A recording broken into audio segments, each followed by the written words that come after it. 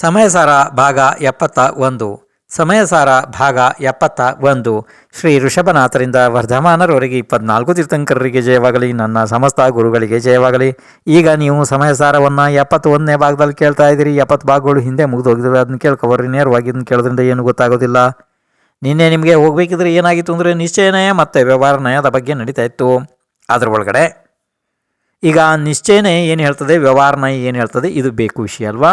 ಅದ್ರ ಒಳಗಡೆ ಮೊದಲು ವ್ಯವಹಾರ ನಯವನ್ನು ಹೇಳ್ತೀನಿ, ಆಮೇಲೆ ನಿಶ್ಚಯ ನಯದ ಬಗ್ಗೆ ಹೇಳ್ತೀನಿ. ಕೇಳ್ರಿ. ಪ್ರಶ್ನೆ 947. ಜ್ಞಾನ ದರ್ಶನ ಚಾರಿತ್ರ್ಯಗಳ ಆಶ್ರಯ ಏನಿದೆ? ಇಲ್ಲಿ ವ್ಯವಹಾರ ನಯದ ಕಥನ ಏನು ಇದೆ ಕೇಳ್ರಿ. ವ್ಯವಹಾರ ನಯದ ಕಥನ ಏನು ಅಂಥೇಳಿ. ಉತ್ತರ 1. ಆಚಾರಾಂಗ ಆದಿ ದ್ರವ್ಯಶ್ರುತವು ಜ್ಞಾನ ಇದೆ. ಕಾರಣವೇನೆಂದರೆ ಅದು ಜ್ಞಾನದ ಆಶ್ರಯ ಇದೆ. 2. ಜೀವ ಆದಿ ನವ ಪದಾರ್ಥಗಳು ದರ್ಶನ ಇವೆ. ಕಾರಣ ಅವು ದರ್ಶನದ ಆಶ್ರಯ ಇವೆ. 3. ಷಟ್ಕಾಯಿಕ ಜೀವಗಳ ರಕ್ಷೆಯು ಚಾರಿತ್ರ್ಯ ಇದೆ. ಕಾರಣ ಅದು ಚಾರಿತ್ರ್ಯದ ಆಶ್ರಯ ಇದೆ. ಪ್ರಶ್ನೆ 948. ಜ್ಞಾನ ದರ್ಶನ ಚಾರಿತ್ರ್ಯದ ವಿಷಯದಲ್ಲಿ ನಿಶ್ಚಯ ನಯವು ಏನೆಂದು ಹೇಳುತ್ತದೆ? ಉತ್ತರ 1. ಶುದ್ಧ ಆತ್ಮ ಜ್ಞಾನ ಸ್ವರೂಪನಿದ್ದಾನೆ. ಕಾರಣ ಜ್ಞಾನದ ಆಶ್ರಯವು ಆತ್ಮನೇ ಇದ್ದಾನೆ. 2. ಶುದ್ಧ ಆತ್ಮನೇ ದರ್ಶನವಿದ್ದಾನೆ. ಕಾರಣ ದರ್ಶನದ ಆಶ್ರಯವು ಆತ್ಮನೇ ಇದ್ದಾನೆ. 3. ಶುದ್ಧ ಆತ್ಮನೇ ಚಾರಿತ್ರ್ಯ ಇದ್ದಾನೆ. ಕಾರಣ ಚಾರಿತ್ರ್ಯದ ಆಶ್ರಯವು ಆತ್ಮನೇ ಇದ್ದಾನೆ. ಇದು ನಿಶ್ಚಯ ನಯದ ಕಥನ ಆಯಿತು ಅಲ್ವಾ. ಪ್ರಶ್ನೆ 949. ಯಾವ ವಸ್ತುವಿನಲ್ಲಿ ಜ್ಞಾನ ದರ್ಶನ ಚಾರಿತ್ರ್ಯಗಳು ಇವೆ? ಉತ್ತರ. ಎಲ್ಲಿ ಶುದ್ಧಾತ್ಮ ಇದ್ದಾನೆ ಅಲ್ಲಿಯೇ ಈ 3 ಇರುತ್ತವೆ. ಪ್ರಶ್ನೆ 950. ಆಚಾರ ಆದಿ ಅಂಗಶಾಸ್ತ್ರಗಳು ಏಕಾಂತದಿಂದ ಜ್ಞಾನ ದರ್ಶನ ಚಾರಿತ್ರ್ಯ ಅಲ್ಲವೆಂದು ಹೇಗೆ ಹೇಳುತ್ತಾರೆ? ನಿಮಗೆ ಮೊದಲು ಪ್ರಶ್ನೆ ಸರಿಯಾಗಿ ಗೊತ್ತಾಗಬೇಕು. ಪ್ರಶ್ನೆ ಕೇಳ್ರಿ ಇನ್ನೊಂದ್ಸಲ. ಪ್ರಶ್ನೆ 950. ಇದು ಆಚಾರಾಂಗ, ಸೂತ್ರಕೃತಾಂಗ, ಸ್ಥಾನಾಂಗ, ಸಮವಾಯ ಅಂಗ, ವ್ಯಾಖ್ಯಾ ಪ್ರಜ್ಞಪ್ತಿ ಇದೆಲ್ಲ ಇದೆಯಲ್ಲಪ್ಪ. ಅಂಗಗಳೆಲ್ಲ ಇದಾವಲ್ಲ. ಈ ಶಾಸ್ತ್ರಗಳು ಏಕಾಂತದಿಂದ ಅಂದರೆ ಏಕಾಂತ ಪಕ್ಷದಿಂದ ಜ್ಞಾನ ದರ್ಶನ ಚಾರಿತ್ರ್ಯ ಅಲ್ಲ ಎಂದು ಹೇಗೆ ಹೇಳುತ್ತಾರೆ? ಅಂದರೆ ಏಕಾಂತದಿಂದ ಅವೇ ಜ್ಞಾನ ಅಂತ ಯಾರು ಹೇಳಿಬಿಟ್ರಪ್ಪ, ಅದು ಅಲ್ಲ ಎಂದು ಹೇಗೆ ಹೇಳ್ತಾರೆ? ಉತ್ತರ ಕೇಳ್ರಿ. ಆಚಾರಾಂಗ ಆದಿ ಮಹಾಶಾಸ್ತ್ರಗಳು, ಜೀವಾದಿ ನವ ಪದಾರ್ಥಗಳು, ಷಟ್ಕಾಯಿಕ ಜೀವರಕ್ಷಣೆ ರೂಪ ಈ 3ರ ಸದ್ಭಾವ ಇದ್ದರೂ ಕೂಡ ಅಭವ್ಯ ಜೀವನಿಗೆ ಉಪಯೋಗ ಇಲ್ಲ. ಆದ್ದರಿಂದ ಇವುಗಳನ್ನೇ ಏಕಾಂತದಿಂದ ಜ್ಞಾನ ದರ್ಶನ ಚಾರಿತ್ರ್ಯ ಎನ್ನಲು ಬರುವುದಿಲ್ಲ. ನಿಮಗೇನಾರು ಅರ್ಥ ಆಯ್ತಪ್ಪ?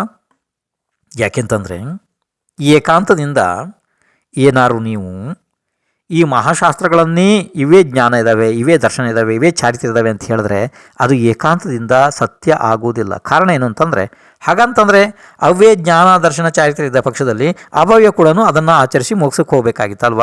ಆದರೆ ಅದು ಹಾಗೆ ಆಗುವುದಿಲ್ಲ. ಇನ್ನು ಕೇಳ್ರಿ. ಪ್ರಶ್ನೆ 951.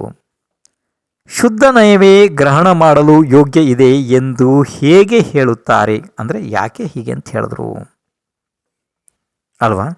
ನಿಮಗೆ ಇನ್ನೊಂದ್ಸಲ ಪ್ರಶ್ನೆ ಕೇಳ್ರಪ್ಪ. ಪ್ರಶ್ನೆ 951.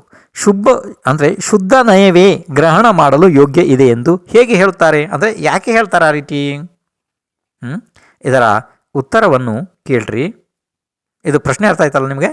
ಅಂದರೆ ಇಲ್ಲಿ ಏನು ಶುದ್ಧ ನಯವೇ ಗ್ರಹಣ ಮಾಡಲು ಯೋಗ್ಯ ಅಂತ ಹೇಳ್ತಾರೆ ಆಚಾರ್ಯರು. ಯಾಕಪ್ಪ? ಉತ್ತರ: ಆಚಾರಾಂಗ ಆದಿ ಶಬ್ದ ಶ್ರುತಗಳ ತಿಳುವಳಿಕೆ, ಜೀವಾದಿ ಪದಾರ್ಥಗಳ ಶ್ರದ್ಧೆಯನ್ನು ಮಾಡುವಿಕೆ ಮತ್ತು ಷಟ್ಕಾಯಿಕ ಜೀವಗಳ ರಕ್ಷಣೆ ಇವು ಎಲ್ಲವುಗಳ ಅಸ್ತಿತ್ವವಿದ್ದರೂ ಕೂಡ ಅಭವ್ಯನಿಗೆ ಜ್ಞಾನ ದರ್ಶನ ಚಾರಿತ್ರ್ಯ ಆಗುವುದಿಲ್ಲ. ಅದರಿಂದ ವ್ಯವಹಾರ ನಯ ಪ್ರತಿಷೇಧ್ಯವಿದೆ ಮತ್ತು ಶುದ್ಧಾತ್ಮನ ಸದ್ಭಾವದಲ್ಲಿ ಜ್ಞಾನ ದರ್ಶನ ಚಾರಿತ್ರ್ಯಗಳು ಆಗಿಯೇ ಆಗುತ್ತವೆ. ಆದ್ದರಿಂದ ನಿಶ್ಚಯ ನಯವು ವ್ಯವಹಾರ ನಯದ ಪ್ರತಿಷೇಧ ಇದೆ. ಅತಃ ಶುದ್ಧ ನಯವು ಉಪದೇಯವಿದೆ. ಇಲ್ಲಿ ಅರ್ಥ ಆಯ್ತಲ್ಲ? ಅಂದರೆ ಇಲ್ಲಿ ಶುದ್ಧ ನಯವನ್ನೇ ಇಲ್ಲಿ ಗ್ರಹಣ ಮಾಡಬೇಕು ಅಂತ ಆಚಾರ್ಯರು ಹೇಳ್ತಾರೆ. ಇದು ನಿಮಗೆ ಸಾಮಾನ್ಯ ರೂಪದಿಂದ ಗೊತ್ತಾಯಿತು ಹೀಗೆ ನನಗೆ ಅನಿಸ್ತದೆ. ಪ್ರಶ್ನೆ 952. ರಾಗ ಆದಿಗಳನ್ನು ಬಂಧದ ಕಾರಣವೆಂದು ಹೇಳಿದ್ದಾರೆ ಮತ್ತು ಅವುಗಳನ್ನು ಶುದ್ಧ ಚೈತನ್ಯ ಮಾತ್ರವಾದ ಜ್ಯೋತಿಯಿಂದ ಭಿನ್ನವೆಂದು ಹೇಳಿದೆ. ಅಂದ ಮೇಲೆ ರಾಗಾದಿಗಳ ನಿಮಿತ್ತವು ಆತ್ಮನಿದ್ದಾನೆಯೋ ಅಥವಾ ಬೇರೆ ಯಾರಾದರೂ ಇದ್ದಾರೆಯೋ? ಇದು ಪ್ರಶ್ನೆ ನಿಮಗೆ ಅರ್ಥ ಆಯ್ತಪ್ಪ? ಭಾಳ ಮಹತ್ವಪೂರ್ಣ, ಭಾರಿ ಮಹತ್ವಪೂರ್ಣ ಇವೆಲ್ಲನೂ. ಇಲ್ಲಿ ಏನೇನು ಹೇಳಿದ್ದಾರೆ ಆಚಾರ್ಯ ಭಗವಾನ್ ಹಿಂದೆಲ್ಲ? ರಾಗ ಆದಿ ಅಂತ ಎಲ್ಲೇ ನಾನು ಹೇಳಿದ್ರು ಕೂಡ ನೀವೇನು ತಿಳಿಬೇಕು, ಅಲ್ಲಿ ರಾಗ ದ್ವೇಷ ಮೋಹ ಎಲ್ಲ ತಗೊಬಿಡ್ಬೇಕಾಯ್ತು. ಅರ್ಥ ಆಯಿತು? ಹಾಗಲ್ಲ, ರಾಗ ಆದಿ ಅಂದ ತಕ್ಷಣ ಮುಂದಿಂದು ಇನ್ನು ಮುಂದೆ ಬರುವಂಥದ್ದು ಎಲ್ಲ ತಗೋಬೇಕಾಗ್ತದೆ ನೀವು. ಯಾಕೆಂದರೆ ಅದನ್ನು ನಾವು ಪದೇ ಪದೇ ಹೇಳಲಿಕ್ಕೆ ಆಗೋದಿಲ್ಲ ಅಲ್ವಾ? ಅದು ನಿಮ್ಮ ಜ್ಞಾನದಲ್ಲಿ ನೀವು ತಗೊಂಡ್ಬಿಡ್ಬೇಕಪ್ಪ. ಹಾಗಾದ್ರೆ ಇನ್ನು ಕೇಳ್ರಿ, ಪ್ರಶ್ನೆ ಇನ್ನೊಂದ್ಸಲ ಕೇಳ್ರಿ. ಪ್ರಶ್ನೆ 952. ಯಾಕೆಂದರೆ ಪ್ರಶ್ನೆ ಸರಿಯಾಗಿ ನಿಮಗೆ ಗೊತ್ತಾಗದ ಪಕ್ಷದಲ್ಲಿ ಅರ್ಥದಲ್ಲಿ ಭಾಳ ನೋಡಿ, ನನಗೆ ಅನ್ನಿಸ್ದಂಗೆ ಉತ್ತರಗಳು ಸುಲಭ ಇದ್ದಾವೆ, ಪ್ರಶ್ನೆಯೇ ಕಠಿಣ ಇದೆ ನಿಮಗೆ. ಇನ್ನೊಂದ್ಸಲ ಹೇಳ್ತೀನಿ ಕೇಳ್ರಿ. ನಿಮಗೆ ಉತ್ತರಗಳು ಇದರಲ್ಲಿ ನಾವು ಹೇಳುವಂಥದ್ದು ಸುಲಭ ಇದೆ, ಆದರೆ ನಿಮಗೆ ಪ್ರಶ್ನೆಯೇ ಕಠಿಣ ಇದೆ. ನನಗೆ ಗೊತ್ತಾಗ್ತಾ ಇದೆ. ಏಕೆಂದರೆ ಪ್ರಶ್ನೆ ಅಕಸ್ಮಾತ್ ಸರಿಯಾಗಿ ನಿಮ್ಮ ತಿಳುವಳಿಕೆಯಲ್ಲಿ ಬಂತು ಅಂದರೆ ಉತ್ತರ ನಿಮಗೆ ಸಹಜವಾಗಿಯೇ ತಿಳಿದು ಬರ್ತದೆ. ಉತ್ತರದಲ್ಲಿ ಸಮಸ್ಯೆ ಇರಲಿಲ್ಲ, ಪ್ರಶ್ನೆಯಲ್ಲೇ ಸಮಸ್ಯೆ ಇರೋದು.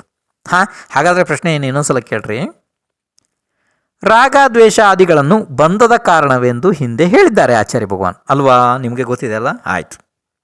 ಮತ್ತು ಅವುಗಳನ್ನು ಶುದ್ಧ ಚೈತನ್ಯ ಮಾತ್ರವಾದ ಜ್ಯೋತಿಯಿಂದ ಭಿನ್ನವೆಂದು ಕೂಡ ಹೇಳಿದ್ದಾರೆ. ಅದು ನಿಮಗೆ ಗೊತ್ತಿದೆ, ಯಾಕೆಂದರೆ ಇಷ್ಟೋ ತನಕ ಭಾಳ ಹೇಳ್ತಾ ಬಂದಿದ್ದಾರೆ ಅವರು. ಆಯ್ತು, ಇರಲಿ.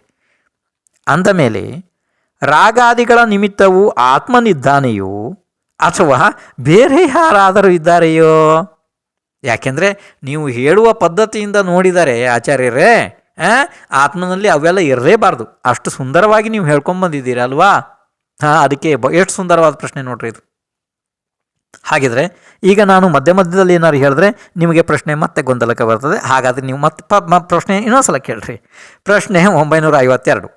ರಾಗ ಆದಿಗಳನ್ನು ಬಂಧದ ಕಾರಣವೆಂದು ಹೇಳಿದೆ ಮತ್ತು ಅವುಗಳನ್ನು ಶುದ್ಧ ಚೈತನ್ಯ ಮಾತ್ರವಾದ ಜ್ಯೋತಿಯಿಂದ ಭಿನ್ನವೆಂದು ಕೂಡ ಹೇಳಿದೆ. ಅಂದ ಮೇಲೆ ರಾಗಾದಿಗಳ ನಿಮಿತ್ತವು ಆತ್ಮನಿದ್ದಾನೆಯೋ ಅಥವಾ ಬೇರೆ ಯಾರಾದರೂ ಇದ್ದಾರೆಯೋ? ಇದಕ್ಕೆ ಉತ್ತರವಾಗಿ ಆಚಾರ್ಯ ಶ್ರೀ ಕುಂದಕುಂದರು ಸಮಯಸಾರ ಮಹಾಶಾಸ್ತ್ರದ ಬಂಧ ಅಧಿಕಾರದ 278, 279 ಗಾಥೆಯನ್ನು ಹೇಳಲಿದ್ದಾರೆ. ಕೇಳ್ರಿ. ಪ್ರಶ್ನೆ ಆಯ್ತು, ಗೊತ್ತಾಯ್ತಿದು? ಅಂದರೆ ಗಾಥಾ ಸಂಖ್ಯೆ ಎಷ್ಟಪ್ಪ?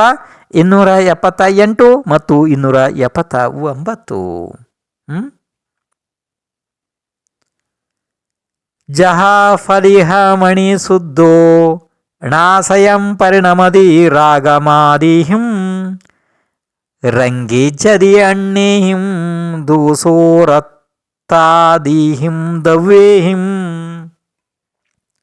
ಏವಂ ನಾಣಿ ಸುದ್ದೋಣ ಸಯಂ ಪರಿಣಮದಿ ರಾಗಮಾದಿಹಿಂ ರಾ ಇಜ್ಜದಿ ಅಣ್ಣೇಹಿಂ ದೋಸೋ ರಾಗಾದಿಹಿಂ ದೋಸೇಹಿಂ. ಈಗ ಈ ಗಾಥೆಗಳ ಅರ್ಥಗಳನ್ನು ಹೇಳುತ್ತಾರೆ, ಕೇಳಿರಿ. ಹೇಗೆ ಸ್ಫಟಿಕ ಮಣಿಯು ಸ್ವತಃ ಶುದ್ಧವಿದೆ, ಅದು ರಾಗಾದಿ ರೂಪದಿಂದ ರಕ್ತಾದಿ ಬಣ್ಣಗಳ ರೂಪದಿಂದ ಸ್ವತಃ ಪರಿಣಮಿಸುವುದಿಲ್ಲ. ಆದರೆ ಅದು ಅನ್ಯ ಕೆಂಪು ಕಪ್ಪು ಆದಿ ದ್ರವ್ಯದಿಂದ ರಕ್ತ ಆದಿ ರೂಪದಿಂದ ಪರಿಣಮಿಸುತ್ತದೆ. ಇದೇ ಪ್ರಕಾರ ಜ್ಞಾನಿಯು ತಾನು ಸ್ವತಃ ಶುದ್ಧವಿದ್ದಾನೆ. ಅದು ರಾಗಾದಿ ಭಾವಗಳಿಂದ ಸ್ವತಃ ಅವನು ಪರಿಣಮಿಸುವುದಿಲ್ಲ. ಆದರೆ ಅನ್ಯ ರಾಗಾದಿ ದೋಷಗಳಿಂದ ರಾಗಾದಿ ರೂಪ ಆಗುತ್ತಾನೆ. ಇದು ಈ ಎರಡು ಗಾಥೆಗಳ ಅರ್ಥವನ್ನು ಹೇಳಿದರು. ಪ್ರಶ್ನೆ 953. ಗಾಥಾ ಸಂಖ್ಯೆ 278, 279. ಈ ಎರಡರ ಭಾವಾರ್ಥ ಏನು ಇದೆ? ಉತ್ತರ: ಆತ್ಮನು ಏಕಾಕಿ ಶುದ್ಧ ಇದ್ದಾನೆ. ಅಂದರೆ ಆತ್ಮನು ಒಬ್ಬನೇ ಏಕಾಕಿ, ಅಂದರೆ ಅವನಿಗೆ ಯಾವ ಸಹಾಯವಿಲ್ಲ, ಅವನು ಒಬ್ಬನೇ ಇದ್ದಾನೆ. ಆತ್ಮನು ಏಕಾಕಿ, ಅವನು ಯಾರವನೂ ಅಲ್ಲ, ಅವನಾರು ಯಾರೂ ಇಲ್ಲ ಅಲ್ವಾ, ಅವನು ಸ್ವತಂತ್ರ ವಸ್ತು ಇದ್ದಾನೆ. ಇನ್ನೊಂದ್ಸಲ ಕೇಳ್ರಿ.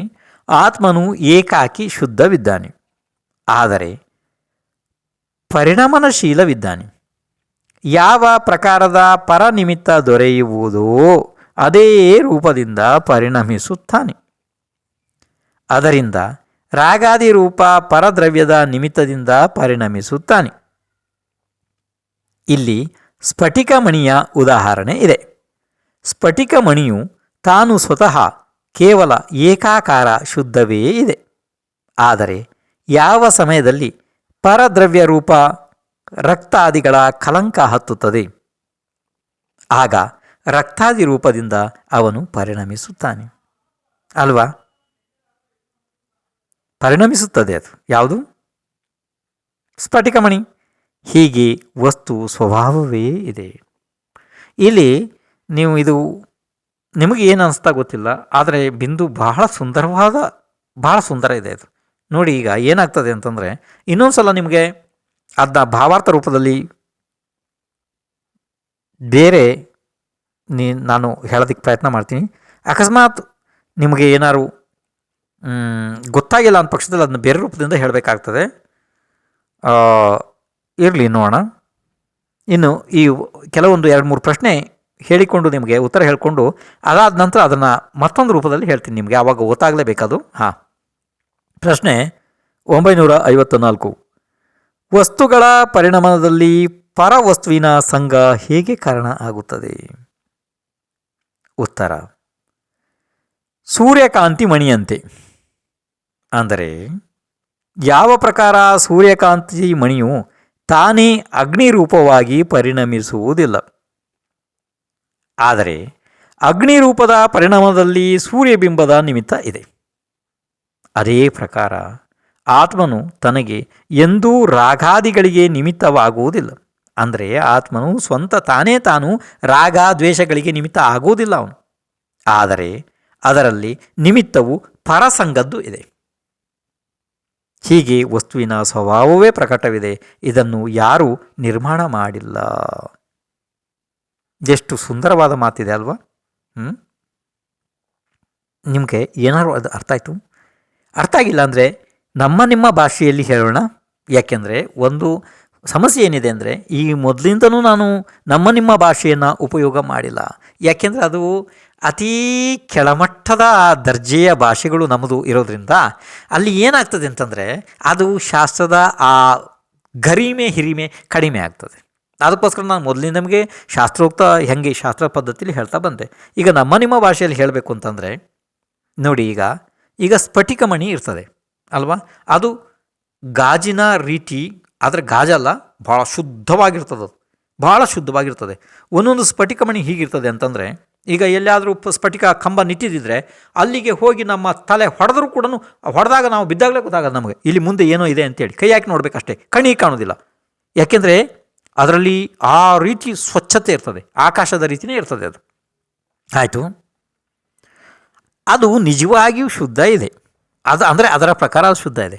ಆದರೆ ಅದರ ಪಕ್ಕದಲ್ಲಿ ನೀವು ಬೇರೆ ಬೇರೆ ಏನಾದರೂ ಕೆಂಪು ಬಣ್ಣದ ವಸ್ತು, ಕಪ್ಪು ಬಣ್ಣದ ವಸ್ತು, ನೀಲಿ ಬಣ್ಣದ ವಸ್ತು, ಹಸಿರು ಬಣ್ಣದ ವಸ್ತು, ಹಳದಿ ಬಣ್ಣದ ವಸ್ತು ಏನಾರು ಇಟ್ಟರೆ ತಗೊಂಡೋಗಿ ಅಂತ ಇಟ್ಕೊಳ್ರಿ, ಆ ಎಲ್ಲ ವಸ್ತುಗಳು ಅದರಲ್ಲಿ ಕಾಣೋದಕ್ಕೆ ಶುರುವಾಗ್ತಾವೆ ಅಲ್ವಾ. ಆವಾಗ ಏನಾಗ್ತದೆ ಅಂದರೆ ನಿಮಗೆ ಗೊಂದಲ ಆಗಿ ಹೋಗ್ತದೆ. ಈ ಸ್ಫಟಿಕ ಸ್ಫಟಿಕದ ಬಣ್ಣವೇ ಕೆಂಪಿದೆಯೋ ಇಲ್ಲ ಸ್ಫಟಿಕದ ಬಣ್ಣವೇ ಕಪ್ಪು ಮಿಶ್ರಿತ ಆಯಿತು, ಇದು ನಿಮಗೆ ಗೊಂದಲಕ್ಕೆ ಬರ್ತದೆ. ಅದು ಸಹಜ ಇದೆ ಅಲ್ವಾ? ಅದೇ ರೀತಿಯನ್ನು ಇಲ್ಲಿ ತಿಳಿಬೇಕು. ಯಾಕೆಂದರೆ ಆಚಾರ್ಯ ಭಗವಾನ್ ಇದನ್ನು ಹಿಂದೆ ಭಾಳ ಹೇಳ್ಕೊಂಬಂದಿದ್ರು. ಹಿಂದೆ ಎಲ್ಲ ಭಾಳ ಅಲ್ಲಿ ಭಾಳ ವಿವರವಾಗಿ ನಿಮಗೆ ಹೇಳಿದ್ದಿತ್ತು. ಅದು ನೀವು ಮರ್ತಿದ್ದೀರಿ ಅಂತ ಕಾಣುತ್ತೆ ಈಗ ಅದನ್ನೆಲ್ಲನೂ ಈಗ ಅಲ್ವಾ? ಈ ರೀತಿ ಇಲ್ಲಿ ಏನಾಗ್ತದೆ ಅಂತಂದರೆ ನೋಡಿ, ಪರಿಣಾಮನ ಈಗ ಇಲ್ಲಿ ಬೇರೆ ರೂಪದಲ್ಲಿ ಆಚಾರ್ಯ ಭಗವಾನ್ ಏನು ಹೇಳಿದ್ರು ಅದಕ್ಕಿಂತನೂ ಸ್ವಲ್ಪ ಉತ್ಕೃಷ್ಟ ದರ್ಜೆಯ ಉದಾಹರಣೆಯನ್ನು ನಿಮ್ಗೆ ಏನು ಹೇಳಿದ್ರು ಅಂತಂದರೆ ಇಲ್ಲಿ ಯಾವಾಗ ಈ ಸಮಯದಲ್ಲಿ ಇಲ್ಲಿ ಅದು ಒಂದಾಯಿತು ಅಲ್ವಾ? ಆ ಉದಾಹರಣೆ ಅಷ್ಟು ಸರಿಯಾಗಿ ನಾನು ಹೇಳಿದ್ದೀಗ ಇಲ್ಲ ಅಂತಂದರೆ ಇನ್ನೊಂದು ಉದಾಹರಣೆಯನ್ನು ಇಲ್ಲಿ ಕೇಳ್ರಿ ನೀವೀಗ. ಹೇಗಾಗ್ತದೆ ಅಂತಂದರೆ ಒಂದು ಸ್ಫಟಿಕ ಮಣಿಯದ್ದಾಯ್ತಲ್ಲ, ಇನ್ನೊಂದು ಏನು ಹೇಳಿದ್ರು ನಿಮಗೆ ಮಹತ್ವಪೂರ್ಣ, ಇನ್ನೊಂದು ಏನು ಹೇಳಿದ್ರು ಸೂರ್ಯಕಾಂತಿ ಮಣಿಯದ್ದು ಹೇಳಿದ್ರು ಅಲ್ವಾ? ಹೌದು, ಸೂರ್ಯಕಾಂತ ಮಣಿ ಅಂಥೇಳಿ ಒಂದು ಮಣಿ ಇರ್ತದೆ. ಅದು ಎಲ್ಲಾದರೂ ಇಟ್ಟರೆ ಸುಮ್ಮನೆ ಇರ್ತದೆ, ಅದು ಏನೂ ಮಾಡುವುದಿಲ್ಲ. ಅದು ಸ್ವಚ್ಛವಾಗಿ ತನ್ನ ಸ್ವಭಾವದಲ್ಲಿ ಇರ್ತದೆ. ಆದರೆ ನೀವೇನಾದರೂ ಅಥವಾ ಅದೇ ಉರುಳಿಕೊಂಡು ಎಲ್ಲರೂ ಗಾಳಿಗೆ ಹೋಗಿ ಬಿದ್ದರೆ, ಎಲ್ಲಿಗೆ ಹೊರಗಡೆ ಹೋಗಿ ಬಿದ್ದರೆ, ಮೇಲೆ ಸೂರ್ಯ ಬಂದಾಗ ಸೂರ್ಯನ ಕಿರಣದ ಶಾಖ ಏನಿದೆ ನೋಡ್ರಿ, ಅದರ ಮೇಲೆ ಬಿದ್ದಾಗ ಅದು ತಾನೇ ಬೆಂಕಿ ರೂಪವಾಗಿ ಪರಿಣಾಮನೇ ಆಗಿಬಿಡ್ತದೆ. ಬೆಂಕಿ ಉರಿಯೋದಕ್ಕೆ ಪ್ರಾರಂಭ ಆಗ್ತದೆ ಆ ಸ್ಥಳದಲ್ಲಿ. ಆವಾಗ ಏನು ಮಾಡ್ಬೇಕು ಹೇಳ್ರಿ ಹಾಗಾದ್ರೆ? ಈಗ ಏನಿದೆ ಇಲ್ಲಿ ಸತ್ಯಾಂಶ ಏನಿದೆ, ಇದು ಈ ಸೂರ್ಯಕಾಂತ ಮಣಿ ಏನಿತ್ತಲ್ಲ ಅದಕ್ಕೆ ಸೂರ್ಯಬಿಂಬ ನಿಮಿತ್ತ ಆಯಿತು ಅಲ್ವಾ? ನಿಜವಾಗಿಯೂ ಸೂರ್ಯಕಾಂತ ಮಣಿಯಲ್ಲಿ ಆ ಬೆಂಕಿಯನ್ನು ಉತ್ಪತ್ತಿ ಮಾಡುವ ಯಾವ ಭಾವ ಇರಲಿಲ್ಲ ಅದರಲ್ಲಿ. ಆದರೆ ಆ ಪರನಿಮಿತ್ತದಿಂದ ಅದು ಹಾಗೆ ಆಯಿತು ಅಲ್ವಾ? ಅದೇ ರೀತಿ ಆತ್ಮನಲ್ಲೂ ಕೂಡ ಈ ರಾಗ ದ್ವೇಷ ಮೋಹ ಮಾಡುವಂಥ ಯಾವ ಗುಣನೂ ಅವನದಲ್ಲ. ಆದರೆ ಅವನು ಏನು ಮಾಡ್ತಾನೆ, ಈ ಪರನಿಮಿತ್ತದಿಂದಾಗಿ ಹೀಗೆ ಆಗಿದೆ ಅಂಥೇಳಿ ಆಚಾರ್ಯರಲ್ಲಿ ತಿಳಿಸಿ ಹೇಳ್ತಾರೆ ನಿಮಗೆ ಅಲ್ವಾ? ಎಷ್ಟು ಸುಂದರವಾದ ಸತ್ಯ ಇದೆ ಇದು ಅಲ್ವಾ? ಯಾಕೆಂದರೆ ಕೆಲವೊಂದು ಶಾಸ್ತ್ರದ ವಿಷಯ ನಮಗೆ ಗೊತ್ತೇ ಆಗೋದಿಲ್ಲ, ಬಿಡ್ರಿ ಹೋಗಲಿ ಆ ಕಡೆ, ಶ್ರದ್ಧೆ ಮಾಡಬೇಕಷ್ಟೇ. ಆದರೆ ಇದು ನಿಮಗೆ ವ್ಯವಹಾರದಲ್ಲಿ ಪ್ರತಿದಿನ ಗೊತ್ತಾಗ್ತದೆ ಅಲ್ವಾ? ಇಷ್ಟು ಸುಂದರವಾಗಿ ಹೇಳ್ತಾರೆ ನೋಡ್ರಿ. ಹಾಗಿದ್ರೆ ಇನ್ನು ಮುಂದೆ ಪ್ರಶ್ನೆ 955. ಜ್ಞಾನಿಯು ರಾಗಾದಿಗಳನ್ನು ತನ್ನ ರೂಪ ಮಾಡುವುದಿಲ್ಲ, ಅದು ಹೇಗೆ? ಉತ್ತರ: ಜ್ಞಾನಿಯು ತನ್ನ ವಸ್ತು ಸ್ವಭಾವವನ್ನು ತಿಳಿದುಕೊಳ್ಳುತ್ತಾನೆ. ಆದ್ದರಿಂದ ಅವನು ರಾಗದ್ವೇಷ ರೂಪದಿಂದ ತನ್ನ ಸ್ವರೂಪವನ್ನು ಮಾಡುವುದಿಲ್ಲ.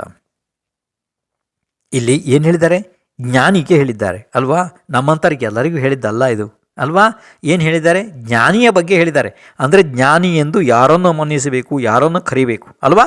ಅವನು ನಿಜವಾದ ಜ್ಞಾನಿ. ಏನಂತೆ ಪ್ರಶ್ನೆ ಏನು ಇನ್ನೊಂದ್ಸಲ ಕೇಳ್ರಿ. ಪ್ರಶ್ನೆ 955. ಜ್ಞಾನಿಯು ರಾಗಾದಿಗಳನ್ನು ತನ್ನ ರೂಪ ಮಾಡುವುದಿಲ್ಲ, ಅದು ಹೇಗೆ?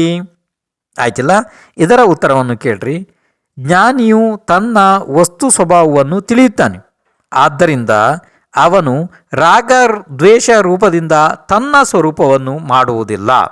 ನಿಜವಾಗಿಯೂ ಇಲ್ಲಿ ಆಚಾರ್ಯ ಭಗವಾನ್ ಜ್ಞಾನಿ ಶಬ್ದವನ್ನು ಹೇಳ್ತಾ ಬಂದ್ರಲ್ಲ, ಹಾಗಾದರೆ ಆ ಜ್ಞಾನಿ ನಾವು ಯಾರನ್ನು ಜ್ಞಾನಿ ಎಂದು ತಿಳಿಬೇಕು ಅಲ್ವಾ? ಇಲ್ಲಿ ಹೇಳಿದ್ದನ್ನು ತಿಳಿಬೇಕು ನಾವು. ಏನು ಜ್ಞಾನಿ ಹೇಗೆ ಇರುತ್ತಾನೆ? ಜ್ಞಾನಿಯು ತನ್ನ ವಸ್ತು ಸ್ವಭಾವವನ್ನು ತಿಳಿದುಕೊಳ್ಳುತ್ತಾನೆ ಮೊದಲು. ಇದು ಮೊದಲಿನ ಬಿಂದು. ಅವನಿಗೆ ತನ್ನ ವಸ್ತುವಿನ ಸ್ವಭಾವ ಅವನಿಗೆ ಗೊತ್ತಿರ್ತದೆ ಅಲ್ವಾ? ಜ್ಞಾನಿಯು ತನ್ನ ವಸ್ತು ಸ್ವಭಾವವನ್ನು ತಿಳಿದುಕೊಳ್ಳುತ್ತಾನೆ. ಆದ್ದರಿಂದ ಅವನು ರಾಗ ದ್ವೇಷ ರೂಪದಿಂದ ತನ್ನ ಸ್ವರೂಪವನ್ನು ಮಾಡುವುದಿಲ್ಲ ಅಲ್ವಾ? ಪ್ರಶ್ನೆ 956. ಜ್ಞಾನಿಯು ಕರ್ತೃ ಆಗುತ್ತಾನೆಯೇ? ಪ್ರಶ್ನೆ ಗೊತ್ತಾಯ್ತಪ್ಪ ನಿಮಗೆ? ಪ್ರಶ್ನೆ ಬಹಳ ಮಹತ್ವಪೂರ್ಣ. ಪ್ರಶ್ನೆ 956. ಜ್ಞಾನಿಯು ಕರ್ತೃ ಆಗುತ್ತಾನೆಯೇ? ಇದಕ್ಕೆ ಉತ್ತರ ರೂಪವಾಗಿ ಆಚಾರ್ಯ ಶ್ರೀ ಕುಂದಕುಂದರು ಸಮಯಸಾರ ಮಹಾಶಾಸ್ತ್ರದ ಬಂಧ ಅಧಿಕಾರದ ಗಾಥಾ ಸಂಖ್ಯೆ 280 ಹೇಳುತ್ತಾರೆ. ಕೇಳಿರಿ. 280. ನಯ ರಾಗ ದೋಷಮೋಹಂ ಕುವದೀನಾನಿ ಕಸಾಯ ಭಾವಂ ವಾ ಸಯಮಪ್ಪಣೋಣ ಸೋತೇನ ಕಾರಗೋ ತೇಸಿ ಭಾವಾಣಂ. ಈಗ ಈ ಗಾಥೆಯ ಅರ್ಥವನ್ನು ಹೇಳುತ್ತಾರೆ, ಕೇಳಿರಿ. ನೋಡಿ, ಜ್ಞಾನಿಯು ತಾನೇ ತನ್ನ ರಾಗದ್ವೇಷ ಮೋಹಗಳನ್ನು ಕಷಾಯ ಭಾವಗಳನ್ನು ಮಾಡುವುದಿಲ್ಲ, ಅದರಿಂದ ಆ ಭಾವಗಳ ಕರ್ತೃ ಅವನು ಆಗುವುದಿಲ್ಲ. ಇದನ್ನು ಇನ್ನೊಂದು ಸಲ ಹೇಳ್ತೀನಿ ನಾಳೆ ಬೇಕಾದರೆ, ಏಕೆಂದರೆ ಈಗ ಸಮಯ ಆಯಿತು, ಅಷ್ಟಾಗೋದಿಲ್ಲ.